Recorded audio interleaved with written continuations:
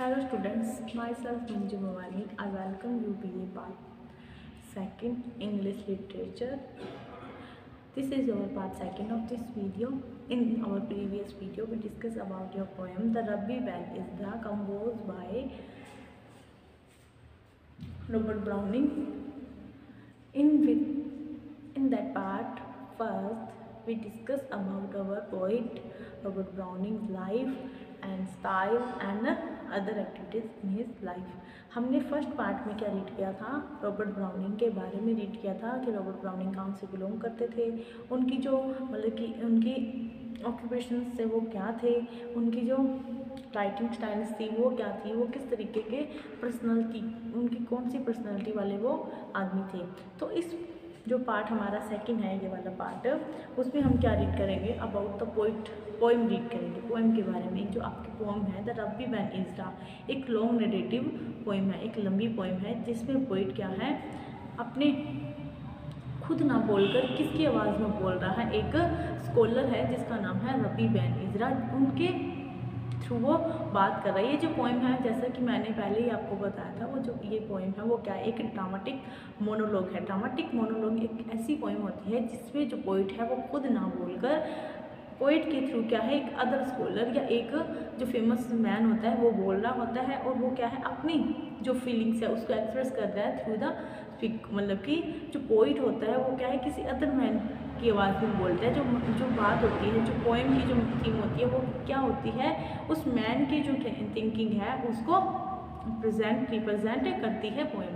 इसी तरीके से ये जो पोएम है हमारी रब्बी बेन इज़रा, वो क्या है, एक स्कॉलर के द्वारा बताई गई। एक रब्बी बेन इज़रा क्या थे, 11वीं शताब्दी के एक बहुत ही महान, हम कह सकते विद्वान थे। उनकी जो मतलब कि क्या उनकी थिंकिंग थी, क्या उनकी पर्सनैलिटी थी, उसके बारे में ये पोएम हमें बताती है। जो पोइट हैं रॉबर्ट ब्राउनिंग, वो क्या है, किसकी आवाज़ में बोल रहे हैं, as a speaker of rabi Ben इज़रा। Rabi Ben इज़रा की आवाज़ में वो बोल रहे हैं। तो हम पोएम को देखते हैं। ये जो पोएम है उसमें हमारे क्या है जो पोइट बताना चाहता है। सबसे पहले हम रब्बी बेन इज़रा के बारे में जानेंगे कि रब्बी बेन इज़रा का जो मीनिंग होता है वर्ड का वो क्या होता है। सबसे पहले क्या है, रब्बी Ben इज़रा was first published in the volume of Browning's poem entitled Dramatic Personae. Rabbi is a Hebrew word which means who is learned in theology and religious philosophy. Ban has its roots in the Arabic word ibn, which means son. The poem is in the dramatic monologue and the great Rabbi is speaker. Abraham ibn Ezra was a Rabbi. He was a multifaceted personality, a theologian, a philosopher and a scientist. A strong believer in immortality. He found the second half of his life much satisfactory than the first half. तो ये क्या है, हमने थोड़ा सा right किया है, इसके बाद थोड़ा और राइट करना है। सबसे पहले हम पोइट जो है, हमें पोएम के जो टाइटल है उसके बारे में हम रीड करेंगे। जो हमारा पोएम का टाइटल है वो क्या मीनिंग रखता है। देखो, रब्बी बेन इज़रा वो फर्स्ट पब्लिश, जो रब्बी बेन इज़रा पोएम है वो कब पब्लिश हुई थी, इन the volume of browning poem. Volume था एक ब्राउनिंग पोएम का, ब्राउनिंग की पोएम का एक वॉल्यूम था, उसमें हुई थी, जिसका नाम क्या था, ड्रामेटिक पर्सोनी। मतलब ड्रामेटिक पर्सोनी नाम से कलेक्शन था, जिसमें रब्बी बेन इज़रा नाम जो ये पोएम है हमारी वो फर्स्ट टाइम पब्लिश हुई थी।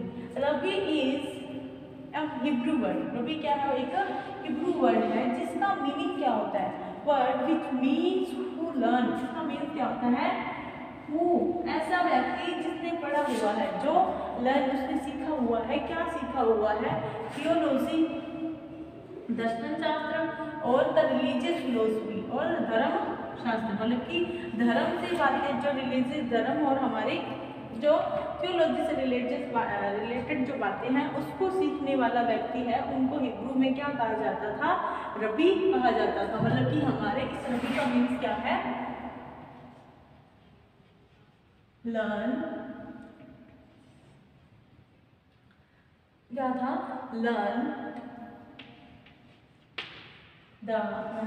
इन theology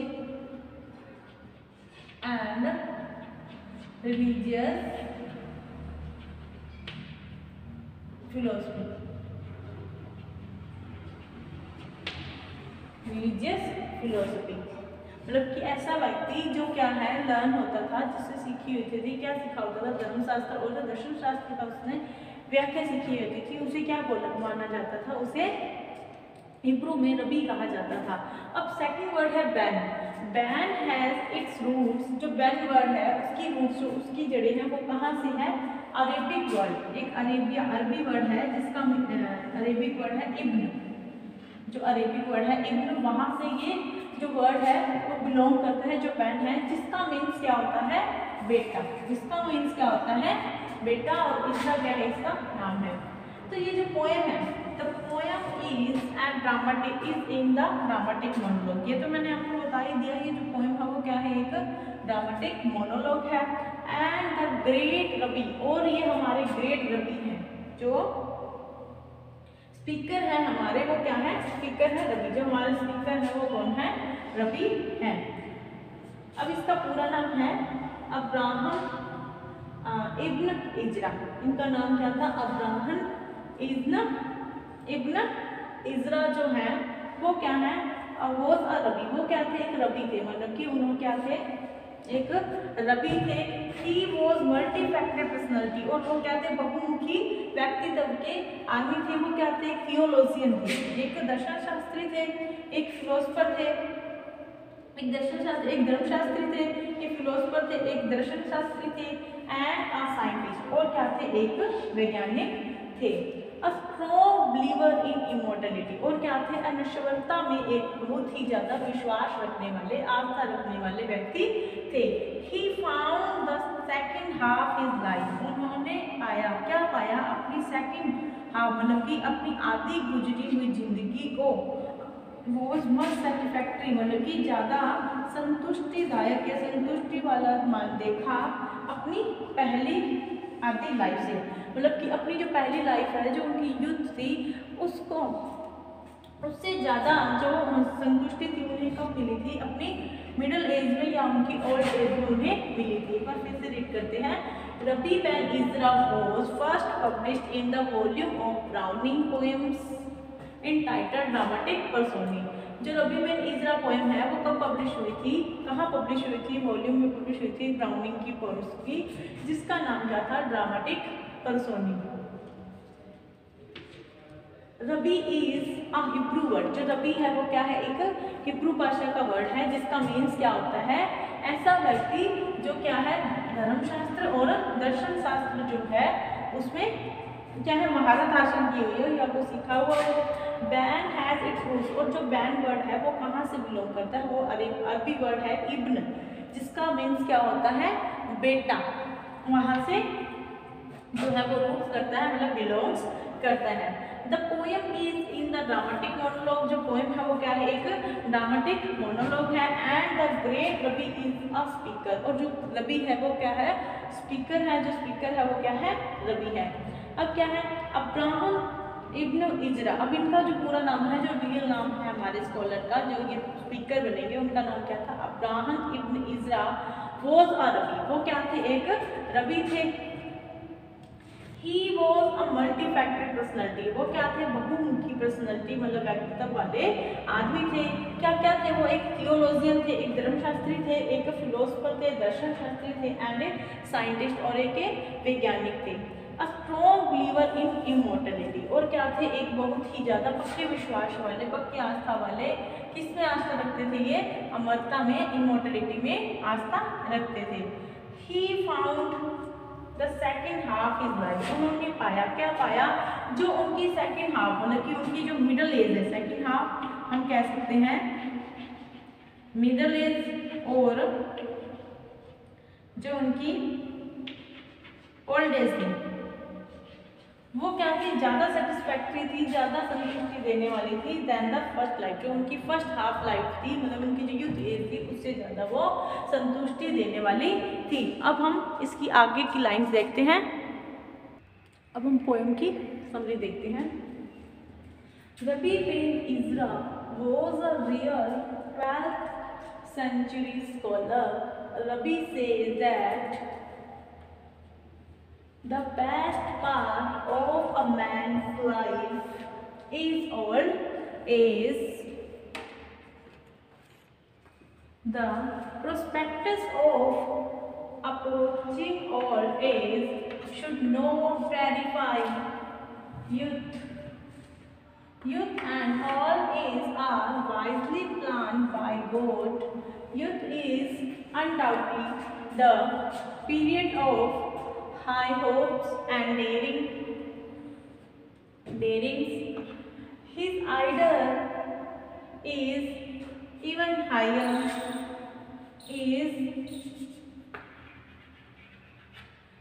higher than Jupiter or Mars.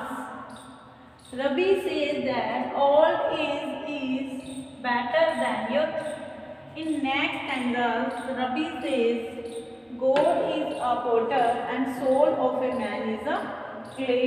In other, he further says, if man is satisfied just as birds and bees have no worry, so man will be no better than them.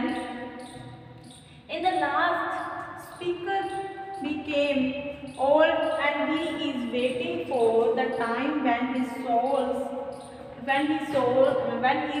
soul gives up to body and ascends to heaven. He prays to God to take and his soul in his service. अब क्या है, जो poet है वो जो रबी pen इज़रा है वो एक रियल स्कॉलर थे 12th सेंचुरी के 12वीं सदी के एक क्या थे, स्कॉलर थे, मतलब कि एक विद्वान थे। रबी सेज दैट, रबी है जो स्पीकर है वो क्या कहते हैं, Rabbi says that the best part, जो सबसे बढ़िया जो पार्ट होता है, सबसे अच्छा जो पार्ट होता है ऑफ ए मैन्स लाइफ, एक मैन की लाइफ का, वो क्या होता है, ओल्ड एज को। मतलब कि इस पोएम में जो रबी पेन इज़रा है वो ओल्ड एज को अच्छा बता रहा है यूथ से। The prospectus of approaching old age, मतलब कि प्रोस्पेक्टस मतलब कि जो दिखावट होती है, अप्रोचिंग मतलब कि ओल्ड एज आने के जो लक्षण होते हैं, जो प्रोस्पेक्टस मतलब कि उसके दिखने, मतलब कि ऐसा लग रहा है कि हम ओल्ड हो रहे हैं। शुड नॉट टेरिफाई, वो क्या है, नहीं करना चाहिए उसे, टेरिफाई उसे भयभीत नहीं करना चाहिए यूथ को। मतलब कि यूथ में जब हम महसूस करते हैं कि हम क्या है अप्रोच कर रहे हैं ओल्ड एज को, तो क्या है, हमें टेरिफाई, हमें डरना नहीं चाहिए। अब आगे क्या कहता है वो, youth and old age are wisely plan by God. वो क्या कहते हैं, यूथ और ओल्ड एज जो दोनों एजेस हैं, यूथ और ओल्ड, वो क्या है, बुद्धिमानी से प्लान की गई हैं, बनाई गई हैं, इनके द्वारा, भगवान के द्वारा। यूथ इज अनडाउटली, जो यूथ है क्या है, वो बिना किसी शंका के या बिना किसी शक के the period of high hopes and darings, वो क्या है, जो यूथ होता है वो बहुत ही ऊंची आशाओं और डेयरिंग्स मतलब कार्य वाला होता है। मतलब वो किससे भरा होता है, डेयरिंग से।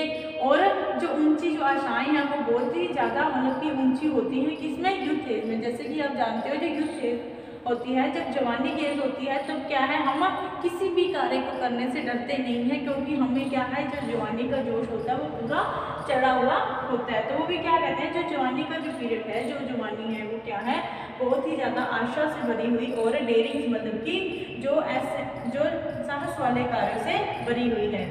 इस आइडल, उनके जो आइडल होते हैं, उनके जो आइडल मतलब जो प्रेरणा स्रोत होते हैं वो क्या होते हैं, हायर होते हैं, वो ऊंचे होते हैं, किससे, देन जुपिटर, बृहस्पति और मार्स मतलब कि मंगल से। जो उनकी आशाएं होती हैं, जो उनकी क्या आइडल होते हैं, जो उनके जहाँ हीरो कह सकते हैं, वो किससे ऊपर दिखाई देते हैं, वो जुपिटर और मार्स से दिखाई देते हैं। रबी सेज, आगे जो रबी है वो क्या कहता है, that all age is better than youth.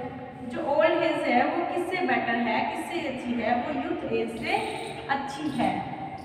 कैसे अच्छी है, क्योंकि वो बताता है कि जो जवानी की जो उम्र है वो क्या है, काम करने की है, और जो हमने एक बार काम कर लिया उसके बाद हम उसके ऊपर क्या है, कुछ भी नहीं कर सकते। लेकिन जो ओल्ड एज है वो क्या है, एक एक्सपीरियंस की एज है, मतलब कि हमने जो काम पूरे कर लिए होते हैं उसके ऊपर जो विचार करने की उम्र है वो क्या है, ओल्ड एज है। इसलिए क्या है, जो पोइट जो स्पीकर है वो ओल्ड एज को अच्छा बताते हैं। अगले जो पैरा है, अगले जो हमारे स्टैंडर्स होंगे, रबी सेज, उसमें रबी क्या कहता है, गॉड इज ए पोटर, जो भगवान है वो क्या है, एक कुम्हार है, एंड सोल ऑफ मैन, और जो आदमी की जो आत्मा है वो क्या है, क्ले है, मतलब मिट्टी है, मतलब भगवान ने क्या है उसे डाला है, भगवान ने जो क्या है आत्मा बनाई है मनुष्य की।